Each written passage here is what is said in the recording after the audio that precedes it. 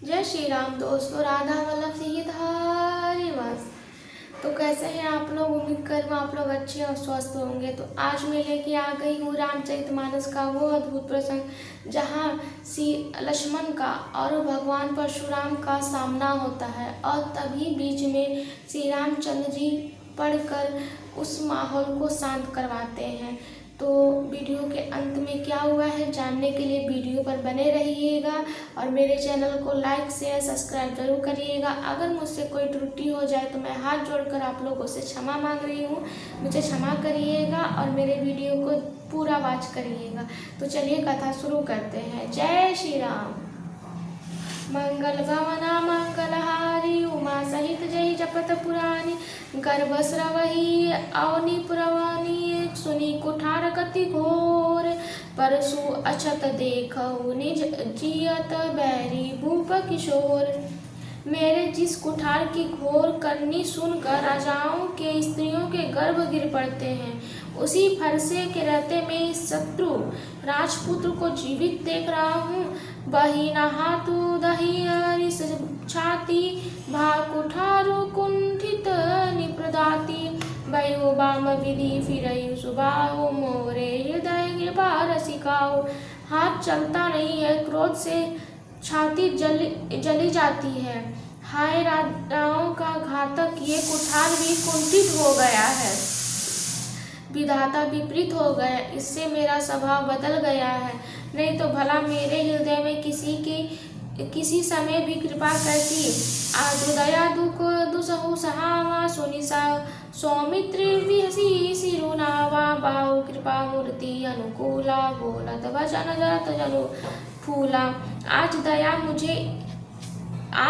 मुझे दुख सहा रही है। यह सुनकर लक्ष्मण जी ने मुस्कुरा कर सिर नवाया और कहा, आपकी कृपा रूपी आयु भी आपकी मूर्ति के अनुकूल ही है। वचन बोलते हैं मानो फूल झड़ रहे हैं। जो पे कृपा जरही मुनि गाता क्रोध भय तनु राख विधाता। देखु जनक हटि बालक एहू किन चहत जड़ जमपुर गेहू। हे मुनि, यदि कृपा करने से आपका शरीर जला जाता है तो क्रोध होने पर तो शरीर की रक्षा विधाता ही करेंगे। परशुराम जी ने कहा, हे जनक, देख यह मूर्ख बालक हठपूर्वक यमपुरी में घर निवास करना चाहता है। बेगी करहु किन आखिन ओटा देखत छोट खोट निकर गोटा। बिहसे लखन कहा मन माही मुँदे आखि कतहु को नाही। इसको शीघ्र ही आंखों की ओट क्यों नहीं करते? ये राजपुत्र देखने में छोटा है पर बड़ा खोटा है। लक्ष्मण जी हंसकर मन ही मन में कहा, आंख मूंद लेने पर कहीं कोई नहीं है। मंगल भवना मंगलहारी उमा सहित जय जपत पुरानी परशुराम सब राम प्रति बोले उरति क्रोधु। शंभु सरासन तोरि सट करसी हमार प्रबोधु। तब परशुराम जी ने हृदय में अत्यंत क्रोध भरकर श्री रामचंद्र जी से बोले, अरे सट, तू शिव जी का धनुष तोड़कर उल्टा हमी को ज्ञान सिखाता है। बंधु कही कटु समत तोरे तू छल विनय करसी कर जोरे। करु परितोष मोर संग्रामा नाही तछाड़ कहु रामा।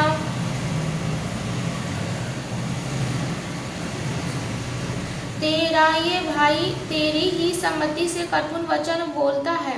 तू छल से हाथ जोड़कर विनय करता है। या तो युद्ध में मेरा संतोष कर, नहीं तो राम कहलाना छोड़ दे। छलु तजिय करही समरहु शिवद्रोही बंधु सहित न तमारबु तोही।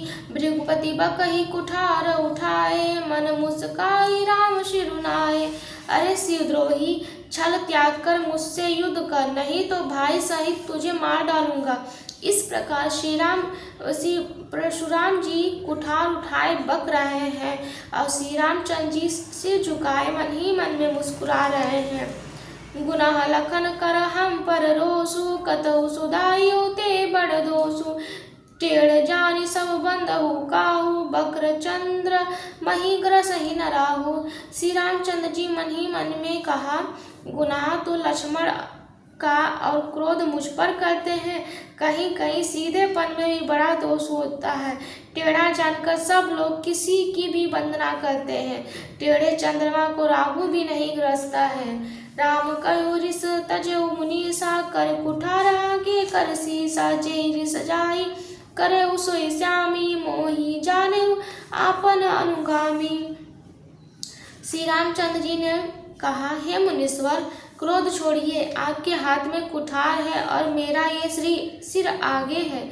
जिस प्रकार आपका क्रोध जाए, हे स्वामी, वही कीजिए। मुझे आप पुनः अनुचर जानिए।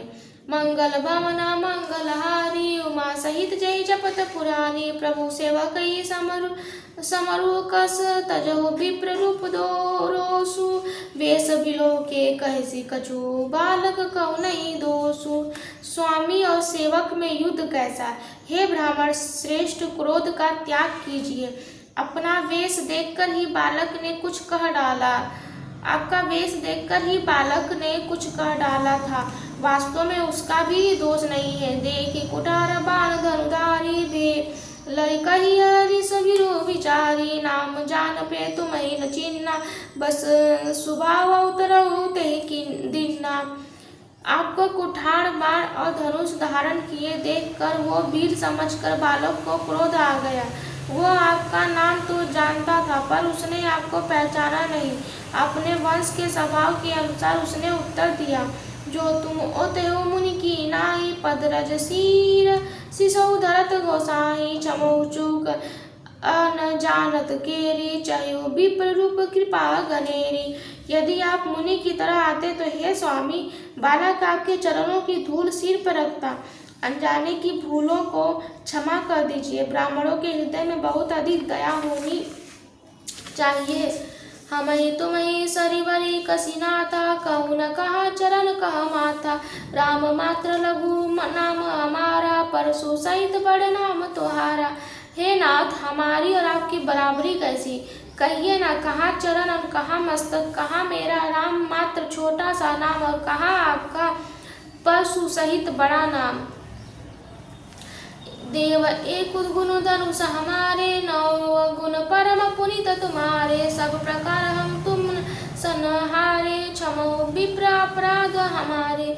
हे देव, हमारे तो एक ही गुण धनुष है और आपके परम पवित्र 9 गुण हैं। हम तो सब प्रकार से आपसे हारे हैं। हे विप्र, हमारे अपराधों को क्षमा कीजिए। मंगल भवना मंगलहारी उमा सहित जय जपत पुराण। बार बार मुनि विप्र कहा राम सन राम बोले भृगुपति सरसु तहु बंधु सम बाम। श्री रामचंद्र जी ने परशुराम जी को बार बार मुनि और विप्रो कहा। तब भृगुपति कुपित होकर बोले, तू भी अपने भाई के समान ही टेढ़ा है। निपटहि द्विज करि जानहि मोहि मैं जस विप्र सुनाओ तोहि। चाप श्रुवासर आयुत जानू कोपि मोर अति घोर किशानु। तू मुझे गिरा ब्राह्मण ही समझता है। मैं जैसा विप्र हूँ तुझे सुनाता हूँ। धनुष को श्रुवा, बाण को आहुति और मेरे क्रोध को अत्यंत भयंकर अग्नि जान।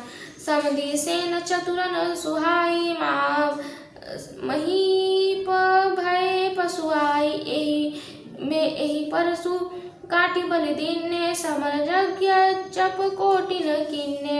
चतुर गिनी सेना सुंदर समुदाय हैं। बड़े बड़े राजा उसमें आकर बलि के पशु हुए हैं, जिनको मैंने इसी फरसे से काट कर बलि दिया है। ऐसे करोड़ों जप युक्त रण यज्ञ मैंने किए हैं। अर्थात जैसे मनो उच्चारण पूर्व स्वाहा शब्द के साथ आयुति दी जाती है, उसी प्रकार मैंने पुकार पुकार कर राजाओं की बलि दी है। मोर प्रभाव विदित नहीं तोरे बोले से उन्हें दरिए विप्र के भोरे। बंजऊ चाप दाप बड़े बाड़ा अहमती मन हूँ जीती जगो ठाड़ा। मेरा प्रभाव तुझे मालूम नहीं है, इसी से तू ब्राह्मण के धोखे मेरा निरादर करके बोल रहा है। धनुष तोड़ डाला, इससे तेरा घमंड बढ़ गया है। ऐसा अहंकार है मानो संसार को जीत कर खड़ा है।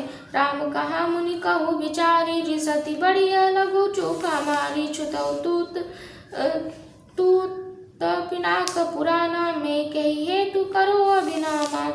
श्री रामचंद्र जी ने कहा, हे मुनि विचार कर बोलिए, आपका क्रोध बहुत बड़ा है और मेरी भूल बहुत छोटी है। पुराना धनुष था, छूटते ही टूट गया, मैं किस कारण अभिमान करूं। मंगल भवना मंगलहारी, उमा सहित जय जपत पुरारी। जो हम निद्रहि विप्रपति, सत्य सुनौ भृगनाथ, तो असको जग सुभट जे, भय बसना वही मात। हे भृगुनाथ, यदि हम सचमुच ब्राह्मण कहकर निरादर करते तो ये सत्य सुनिए, फिर संसार में ऐसा कौन योद्धा है जिसे हम डर के मारे मस्तक नवाएं। देवदनुज भूपति भक्त नाना, समबल अधिक होय बलवाना, जो रन हमें पचारे कोई, लड़ई सुखेनु काल किन होई। देवता दैत्य राजा या बहुत से विद्या, वे चाहे बल से हमारे बराबर हो चाहे अधिक बलवान हो, यदि रण में हमें कोई भी लड़कारे तो हम उसे सुखपूर्वक लड़ेंगे, चाहे काल ही क्यों न हो। क्षत्रिय तनु धरि समर सकाना, कुल कलंक तेहि पावनाना, कहु सुभायु न कुलई प्रशंसी, कालहु डरई न रंग रघुवंशी। क्षत्रिय का शरीर धरकर जो युद्ध में डर गया, उस नीच ने अपने कुल पर कलंक लगा दिया। मैं स्वभाव से ही कहता हूँ कि कुल की प्रशंसा करके नहीं, कि रघुवंशी रण में काल से भी नहीं डरते हैं। विप्रवंश के असी प्रभुताई, अभय होय जो तुम ही डराई। सुनि मृद गूढ़ वचन रघुपति के, उधरे पटल परशु सुधरमति के। ब्राह्मण वंश ऐसी ही प्रभुता है कि जो आपसे डरता है वो सबसे निर्भय हो जाता है, अर्थात जो भय रहित होता है वो भी आपसे डरता है। श्री रघुनाथ जी के कोमल और रहस्यपूर्ण वचन सुनकर परशुराम जी की बुद्धि के पर्दे खुल गए। राम रमापति कर धनु लेहूं, खेचऊ मिटे मोर संदेहूं, दे तु चाप आप ही चले गयू, परशुराम मन विषम मैं भयू। परशुराम जी ने कहा, हे राम, हे लक्ष्मीपति, धनुष को हाथ में अथवा लक्ष्मीपति विष्णु का धनुष लीजिए और इसे खींचिए जिससे मेरा संदेह मिट जाए। परशुराम जी धनुष देने लगे, तब वो आप ही चला गया। तब परशुराम जी के मन में बड़ा आश्चर्य हुआ। मंगल भवना मंगलहारी, उमा सहित जय जपत पुरानी।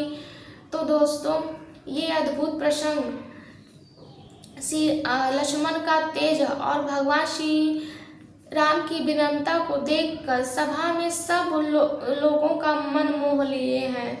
तो आपको ये मेरा वीडियो पसंद आया हो तो मेरे चैनल को लाइक शेयर सब्सक्राइब जरूर करिएगा। वीडियो कमेंट बॉक्स में कमेंट में करके जय श्री राम जरूर लिखिएगा।